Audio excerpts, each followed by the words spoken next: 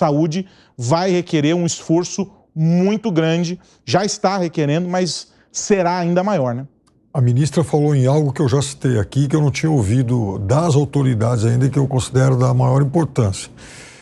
Ela falou de um programa para atendimento das questões relacionadas à saúde mental. E agora, isso, claro, numa etapa mais à frente, isso vai ser fundamental. Mas esse anúncio, a gente viu lá algumas medidas, como a antecipação de mais uma parcela do Fundo de Participação dos Municípios, isso é importante, os prefeitos estão lá para entregar as reivindicações deles. E aí eu queria chamar a atenção para outras duas coisas que se agregam a esse evento e a esse movimento de reivindicação dos prefeitos. Hoje de manhã, a Jovem entrevistou o presidente da Federação Nacional dos Municípios. E ele apresentou reivindicações muito sérias e mostrando, inclusive, as carências em números, né, aproximados aí do que realmente os municípios começam a precisar agora, aquilo que chegou, aquilo que está faltando chegar e, sobretudo, falou sobre o estoque das dívidas que os municípios têm. Porque a gente fala muito em renegociação do endividamento dos estados, mas os municípios também devem muito. Segundo ele, algo em torno de 280 bilhões de reais. Não só os municípios gaúchos, mas os municípios de todo o país e, obviamente, os gaúchos têm uma parcela considerável nisso. Então, ele gostaria também, vai reivindicar, né, até nesse movimento que os prefeitos vão fazer agora em Brasília, a marcha dos prefeitos, uma solução para isso. Outra coisa, agora há pouco, também houve em Porto Alegre uma reunião de um outro lote de prefeitos e de secretários e tal, com o ministro Pimenta. O Correio do Povo, inclusive, diz aqui que municípios começam a enviar planos de reconstrução ao governo federal. Então, é um outro movimento de reivindicação. Então, é claro que agora chegou o momento de todo mundo começar a apresentar suas demandas, mas tem que documentar isso, tem que falar, olha, eu preciso disso, nós perdemos estradas, perdemos, enfim, moradias, então nós precisamos de recursos para isso, porque também falar que está precisando e não demonstrar em números, em realidade, enfim, não formalizar isso, aí fica muito difícil. Né? Segre. Podemos concluir, então, que Rio Grande do Sul tem intervenção federal. Mesmo que não seja decretada através do Congresso, como a Constituição indica, o governador deveria estar aí. Temos uma reunião de prefeitos. Eu continuo pensando que esse povo gosta muito de palanque, porque não precisa fazer uma reunião desse tipo para fazer esses comentários em função de todas as coisas que Rio Grande do Sul vai precisar, que o governo federal tem o compromisso de passar esse dinheiro, mas colocam como... Estamos liberando 650 milhões de reais. 650 milhões de reais é 1% de todo o potencial que o próprio governo federal anunciou que estaria dando. Eu sou crítico dessas questões. Eu acho que o governo do estado do Rio Grande do Sul, na cabeça do seu governador, deveria reclamar formalmente dessa situação, porque ele deveria estar. É autoridade, constitucionalmente é autoridade do governo do estado. E ele não está nessa reunião de prefeitos. Não sei se está naquela outra reunião que o Piperno está comentando agora, em que estava o Paulo Pimenta. Mas não é momento de proselitismo, é momento de comentar o que será feito para ajudar as vítimas concretamente. E eu fico com uma palavrinha. Você veja como o ministro Alexandre Padilha abre solenemente um evento, passa para o presidente Lula, que mencionou o cumprimento, elogios e tal, passa para o ministro Haddad, faz um monte de comentários e cada um termina de falar e vai embora. E é precisamente isso que tem que fazer. Os prefeitos têm que estar com o povo agora, eles precisam disso, não precisam de nenhum evento proselitista de absolutamente nada. É uma questão que não dá para entender, sinceramente. Ou eu não entendi, ou eles não entendem o que o povo está precisando. Não é retórica, não é fala, é atos concretos. E para esses atos concretos precisam de dinheiro. E o dinheiro tem que sair agora, não depois, é agora.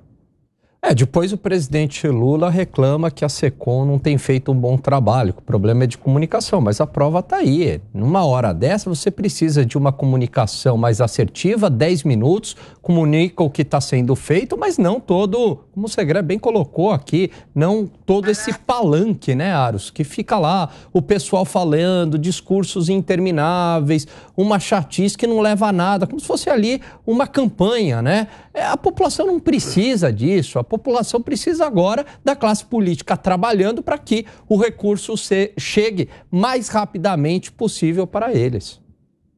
É mais do que isso, né? O anúncio de recurso não significa que é um Pix que chegou na conta do prefeito lá. Então, dá uma imagem errada. Acabamos de liberar 30 bi. Não, não liberou, não chegou lá. Aliás, é só conversar com os prefeitos. Os prefeitos estão reclamando que o recurso não chegou. Então, assim, existe um hiato muito grande entre fazer uma coletiva, liberar recurso e o recurso realmente chegar na ponta. Aliás, comunicado de liberação de dinheiro só devia ser feito no dia que está na conta da prefeitura. Aí sim, está lá na conta da... Agora, se não é isso, a gente viu ontem o depoimento do prefeito Jairo Jorge aqui, é isso, olha aqui, eu estou aqui, o pessoal recebia R$1.300.000 em Canoas, que é uma das maiores cidades do estado, e está lá, debaixo d'água, super afetada, e não tem recurso. Então, essa diapasão entre ficar anunciando recurso e quando o recurso geralmente chega na ponta é dramático para quem está na ponta, como bem disse o Segré. Além de mais, eu quero comentar uma coisa do Piperno aqui, do apresentar projeto para o governo federal. Gente, olha, eu trabalhei e trabalho com municípios há muitos anos. Muitos prefeitos não sabem sequer fazer um projeto para apresentar ao BNDES, nada. Eles precisam de ajuda, eles não sabem fazer. Manda um projeto, não sabe fazer. Então, assim, precisa ter uma linha de emergência para coisas emergenciais que vai ter.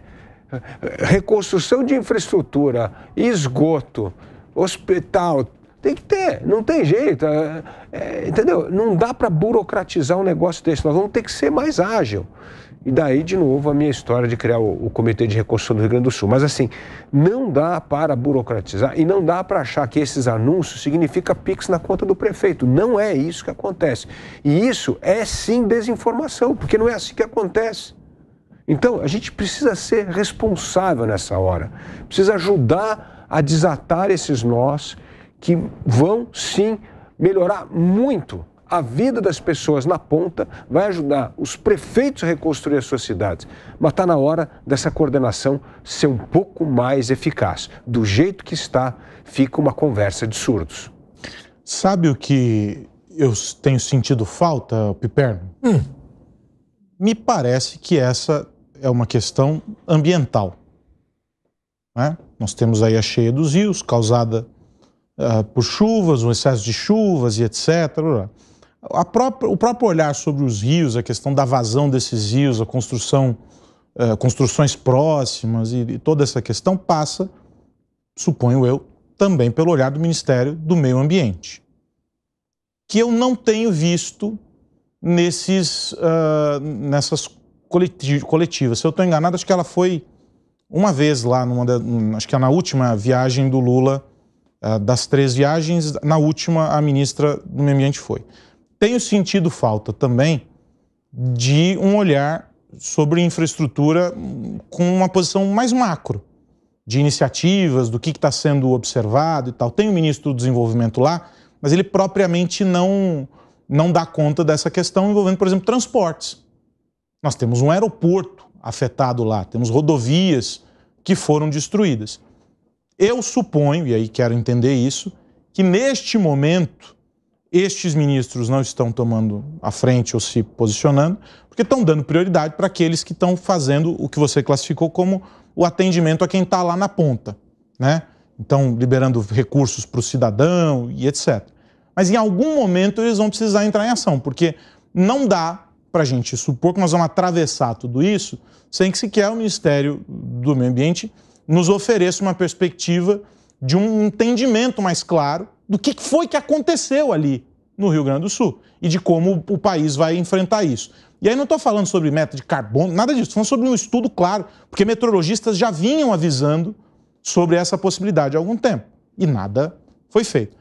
É um silêncio que tem me incomodado não tenho visto manifestações muito efetivas. Não sei se você viu algo, você me corrija, mas qual que é a tua percepção sobre esses também, já que tem tanto ministro falando, não podiam estar agora propondo trabalho sobre algo? Eu acho que no caso do Ministério do Meio Ambiente, de fato, o silêncio é evidente. O silêncio grita no caso desse ministério. E no caso, por exemplo, do Ministério dos Transportes, já vi o ministro lá em Porto Alegre, uma ou duas vezes, mas eu também acho que aí ele tem que ser bem racional. Quer dizer, é evidente que esse é um ministério que tem que entrar em campo à medida em que os prefeitos falam, bom, caiu essa ponte, essa estrada já não existe mais, essa estrada precisa ser recuperada, né? Então eu acho que esse é um ministério que ele vai ter que operar mais a partir de projetos muito digamos, de um diagnóstico muito bem definido, né?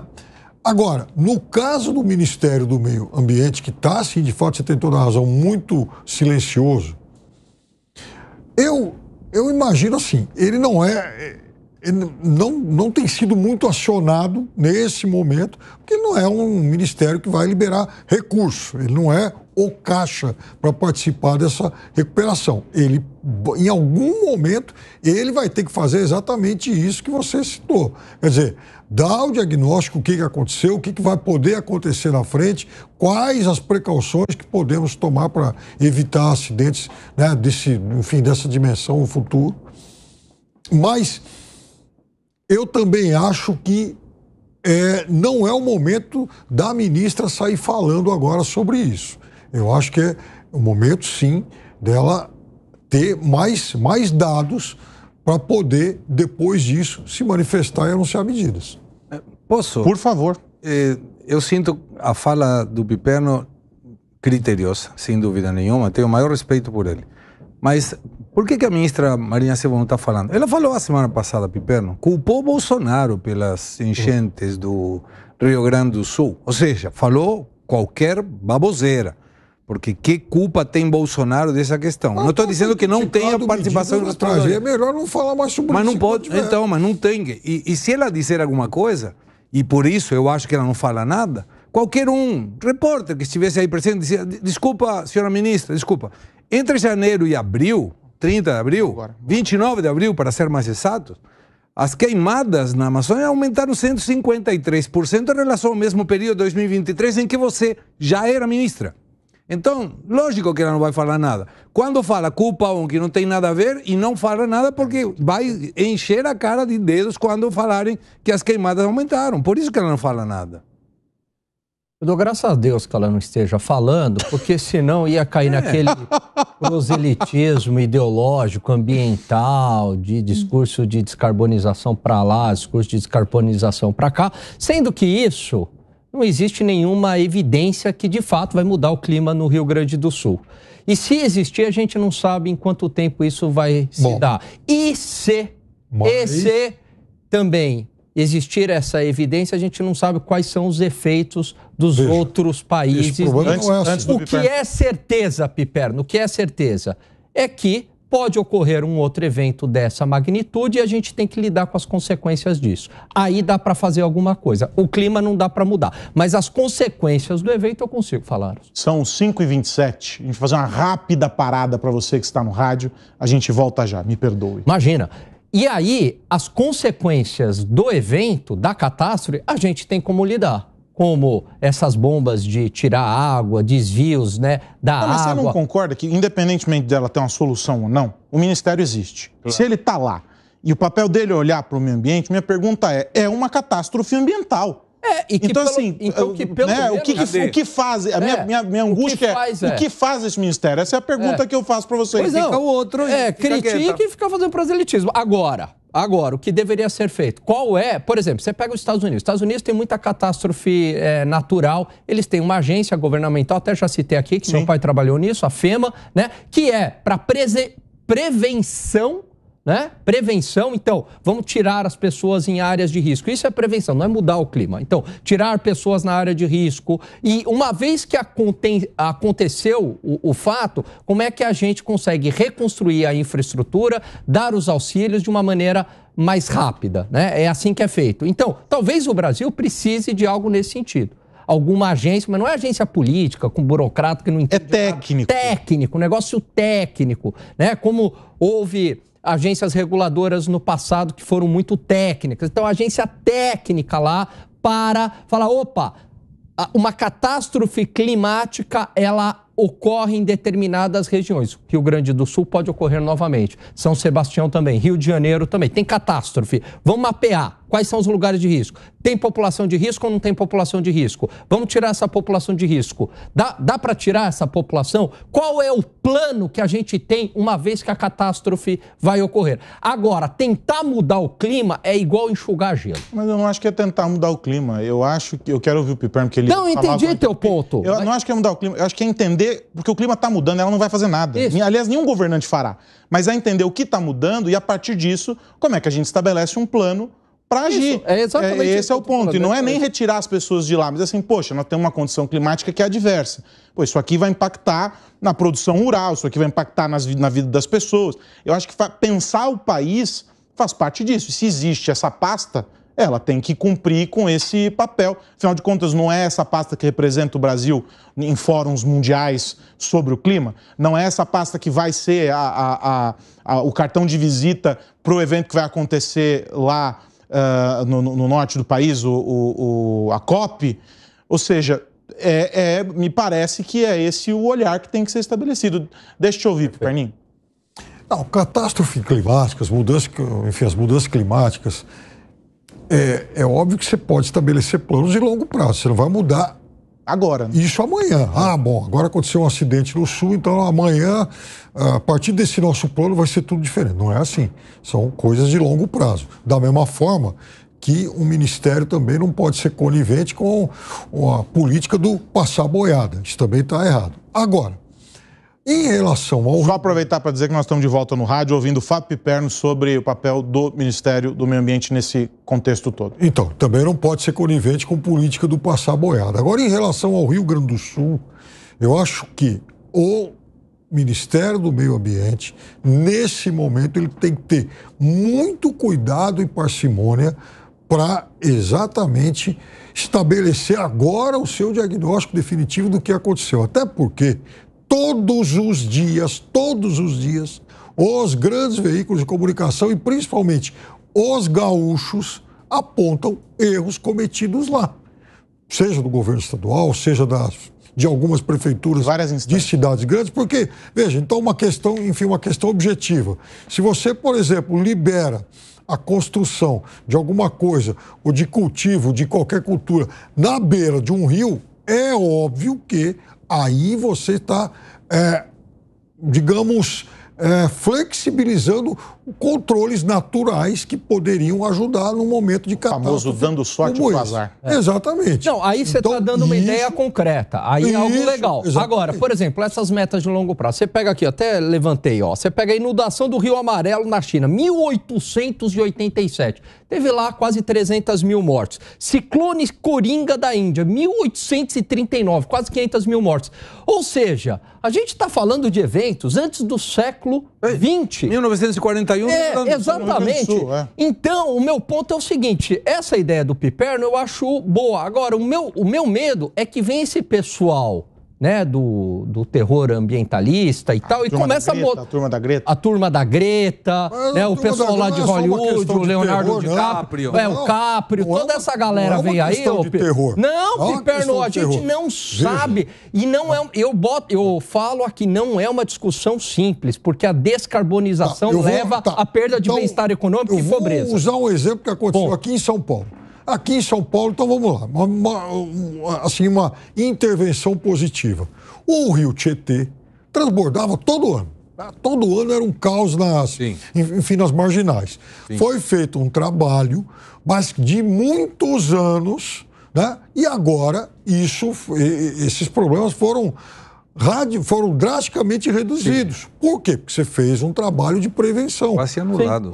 Exatamente, exatamente. Então, um trabalho de preservação ambiental. Perfeito. Você mexeu naquilo. Então, dá para fazer intervenções. Dá. E eu concordo com o exemplo que você trouxe, os dois exemplos. Muitos estados não fazem isso. O meu ponto é que sempre cai no discurso da descarbonização que a gente não sabe. Esse é meu ponto. Coisa. É isso que eu estou falando. A Terra aquece? Até aquece. Mas a gente não sabe se o homem tem culpa ou não.